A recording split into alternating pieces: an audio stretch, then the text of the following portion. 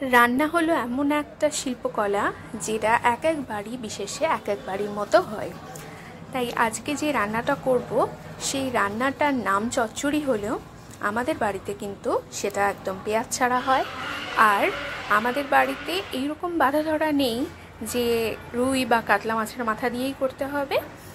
যদি থেকে থাকে ভেটকি মাছের মাথা তবুও কোনো অসুবিধা নেই।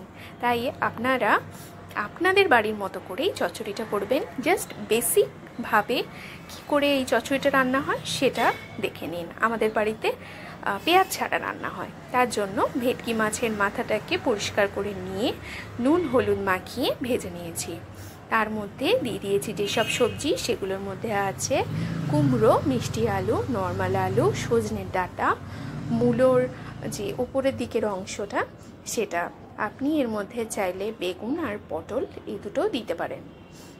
এবার এই সবজিগুলোকে ধুয়ে রাখা হয়েছে।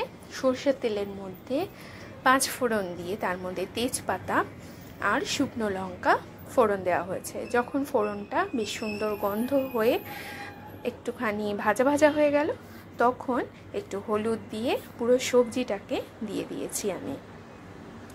যারা আমিষ খান তারা এই সময় দিয়ে দেন একটু রসুন আর একটু পেঁয়াজ, আর তারা আদাও ব্যবহার করেন। বাট আমাদের বাড়িতে যেহেতু পেঁয়াজ রসুনটা একটু কম খাওয়া হয়, তার জন্য সব সবজি আমরা পেঁয়াজ ছাড়াই রান্না করে থাকি। তো কথা বলতে বলতে সবজি দেওয়া হয়ে গেল, তার মধ্যে দিয়ে দিলাম একটু নুন। এবার ভালো করে তেলের সঙ্গে নাড়াচাড়া করে একটু ঢাকনা দিয়ে রাখলাম, আর ঢাকনাটা দিয়ে একটুখানি স্লো ফ্লেম করে দিলাম। তার উপর থেকে ঢাকনাটা সরিয়ে দিলাম। ধরুন 5 থেকে 7 মিনিট ঢাকনাটা চাপা আছে। ভেতরকার যা জল সেগুলো বেরিয়ে গেছে।